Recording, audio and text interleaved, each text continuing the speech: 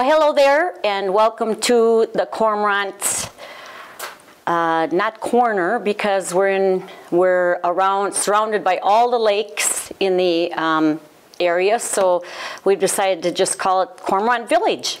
So anyway, today I am here with Mary Erickson, and she has lived in Cormorant. What, were you born in the area? No.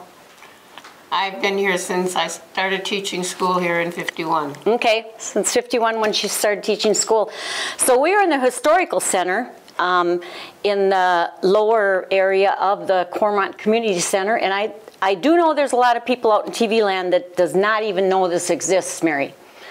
I'm sure. Yes. So anyway, so when did the Historical museum, and you can call it a museum because you've got so many fun things that I see here. When did you start all this? When we remodeled the basement of the old schoolhouse to put in the library, we decided the township wanted a historical room to feature all the things that have gone on, because we do have a lot of history here in Cormorant. Okay, and you talk about remodeling the old schoolhouse. Are you speaking the schoolhouse above us? Yes. Okay. Yep. So this building has been here for many years, although it's been added on. When 1909 it was built. 1909 the schoolhouse was built. Mm-hmm. And then the basement was also here?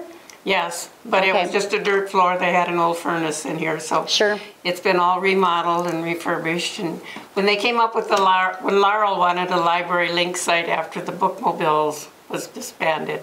Yep. They asked them to put one in. At first they didn't think it would go very good, but we find it has gone great. And then the township board asked me if I would start a historical room. Yep, and you've done a great job, because I've heard many fun things about it with the people that have left the community and now have come back to see all the fun reminiscing. And so I see you've got a mailbox over here.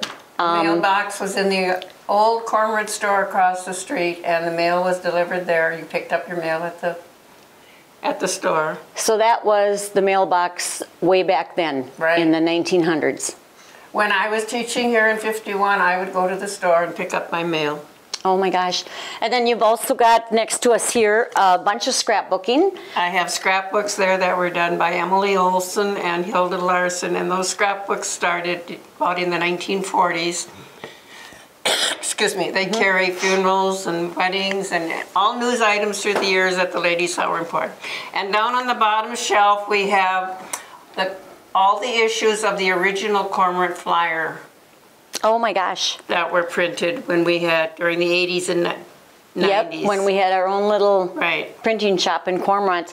So anyway, I see you've got the little village, a replicate of the village here, and you've got pictures on the walls and many fun things. And it's not a very large area, but it's just a fun, yeah, it's filled and it's just a fun area. So how many years have you been running it? 10 years since we started. Okay. We started when the library started. Okay, so it's been, and you did say that, that's right. So, well, is there anything else you'd like to add, Mary? I'd like to mention the histories we have on the wall.